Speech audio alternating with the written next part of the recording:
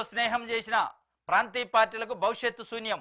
ప్రజా సంఘాల భవనం ప్రారంభోత్సవ సభలో V Srinivasa Rao CPM party state secretary చెబుతుంది. బీజేపీతో స్నేహం చేసిన ప్రాంతీయ పార్టీలు భవిష్యత్తు శూన్యమైంది.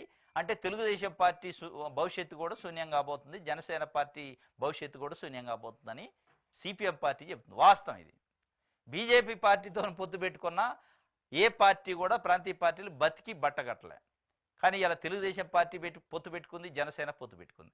అంటే వీళ్ళ భవిష్యత్తు ప్రశ్నార్థకం అయిద్దా, వీళ్ళ భవిష్యత్తుని శాప కింద జుట్టిద్దా బీజేపీ చూడాలి మనం అనేది సిపిఎం పార్టీ చెబుతుంది. బీజేపీతో పొత్తు పెట్టుకున్న వాళ్ళు ఎవరికి కూడా వాళ్ళ ఉనికే ప్రశ్నార్థకమైంది అని చెప్పి చెబుతున్న పరిస్థితి.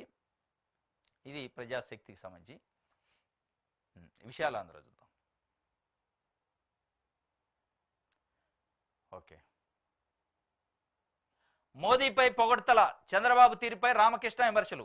అమరావతి రాజధాని నిర్మాణానికి కేంద్రం 15,000 కోట్లు గ్రాంట్గా ఇచ్చిందా, రుణంగా ఇచ్చిందా అనేది స్పష్టత లేదని సిపిఐ రాష్ట్ర కార్యదర్శి కె రామకృష్ణ అన్నారు. స్థానిక దాసరి భవన్లో ఆదివారం సిపిఐ రాష్ట్ర సహాయ కార్యదర్శి ముప్పాళ్ళ నాగేశ్వరరావు, కార్యదర్శి వర్గ సభ్యులు అక్కినేని వనిజతో కలిసి ఆయన విలేకరులతో మాట్లాడారు. గ్రాంట్గా ఇవ్వాలని ప్రధాని మోదీని చంద్రబాబు అడగలేకపోతున్నారని చెప్పారు. వెనకబడిన జిల్లాల అభివృద్ధికి, పోలవరం ప్రాజెక్టు నిర్మాణానికి ఏం చేస్తారో కేంద్రం చెప్పలేదన్నారు. ఈ అంశాలపై సీనియర్ పాత్రికేయులు, ఆర్థికవేత్తలు తడబడుతున్నారని చెప్పారు. ప్రపంచ బ్యాంకు నుంచి రుణం ఇప్పించడానికి మోదీ గ్యారంటీ అవసరం లేదని, ప్రపంచ బ్యాంకు నుంచి అప్పు తీర్చుకోగల సామర్థ్యం చంద్రబాబుకు ఉందన్నారు. ఇది మనం కూడా ఫస్ట్ నుంచి చెబుతుంది. మోదీపై పొగడ్తలు అంటే మరి పొగడ్తలు చేయకపోతే చంద్రబాబు నాయుడు విమర్శిస్తారా? అంత గట్స్ కానీ, అంత ధైర్యం కానీ, అంత దమ్ము కానీ ఉందా? నితీష్ కుమార్ ఒక బైకాట్ చేసిండు నీతి ఆయోగ్ మీటింగ్ని. చంద్రబాబు నాయుడు గారు సంకలు ఎగరేసుకుంటూ ఢిల్లీ పోయిండు. ఇక పొగడ్తలు చేయకపోతే చంద్రబాబు నాయుడు గారి నుంచి అమిత్ షాని, మోడీని పొగడ్తలు ఆశించకుండా మనం ఇవాళ విమర్శలు ఆశించలేము. ఎప్పుడు ఆశిస్తామంటే 2028లో ఆశిస్తాం. అప్పటిదాకా పొగడ్తలే ఉంటాయి, మళ్ళీ అప్పుడు విమర్శలు ఉంటాయి. అప్పుడు మనం అందరం కనువింపు కావాలి. చంద్రబాబు నాయుడు గారు విమర్శించింది కాబట్టి మోడీ మంచోడు కాదు, అమిత్ షా మంచోడు కాదని మనం అయ్యాలన్నాను. 2014లో కలిసిండు, 18లో మోడీ మంచోడు కాదన్నాడు. అప్పుడు మన జనమంతా జైలు కొట్టాలి చంద్రబాబు నాయుడికి. మళ్ళీ 2024లో మోడీతో కలిసిండు, మోడీ బ్రహ్మాండమైన వ్యక్తికి ఆయనకు మించినోడి భూమి మీద లేడు అన్నాడు. ఇవాళ మళ్ళా ఇక ఆయన పొగిడే కార్యక్రమం, రాష్ట్రానికి ఏమి ఇచ్చిండు, ఏం చేయలే, చెడు చేస్తాన మంచి చేస్తాన పక్కన పెడితే గుడ్డిగా పొగట్టం తప్ప చేసే ఏం లేదు. అదే సిపిఐ రాష్ట్ర కార్యదర్శి రామకృష్ణ అంటాడు, మోడీని నువ్వు పొగుడుతావా, విమర్శించకపోయినా పొగుడ్డేంద్రా నాయన అని అడుగుతుండు.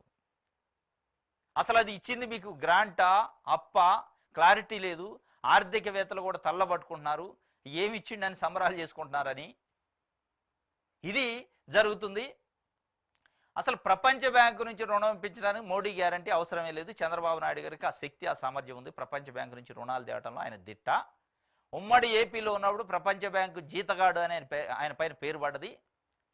ప్రపంచ బ్యాంకు నుంచి రుణాలు తెచ్చుకోవడంలో ఆయనకు మించినోడు భారతదేశంలో లేడు. పెట్టుబడిదారులను తీసుకొచ్చి ప్రజల మీద రుద్దటంలో ఆయనకు మించినోడు భారతదేశంలో లేడు. కాబట్టి ప్రపంచ బ్యాంకు నుంచి అప్పు ఇప్పించేదానికి మోడీ షూరిటీ ఏంది, కేంద్ర ప్రభుత్వం షూరిటీ ఏంది, దీన్ని మళ్ళీ ఏపీ ప్రజలకు ఏదో ఇచ్చినట్టు కలరింగ్ ఏంది అనేది సిపిఐ రాష్ట్ర కార్యదర్శి రామకృష్ణ చెప్తుండు. మీరు విమర్శించాలి, వాస్తవంగా డిమాండ్ చేయాలి, అడగాలి, ప్రశ్నించాలి, కానీ పొగుడుతున్నారు. ఇది ఆంధ్రప్రదేశ్ రాష్ట్ర ప్రజల కర్మ, ఏమనుకోవాలనేది ఆయన స్పష్టంగా సూటిగా అడుగుతుండో. పొగడతలా మీరు చంద్రబాబు తీరుపై రామకృష్ణ ఫైర్ అయిందట. ఇది మొత్తానికైతే జరుగుతుంది. వెనకబడిన జిల్లాల విషయంలో కానీ ఏ విషయంలో కూడా క్లారిటీ లేదట.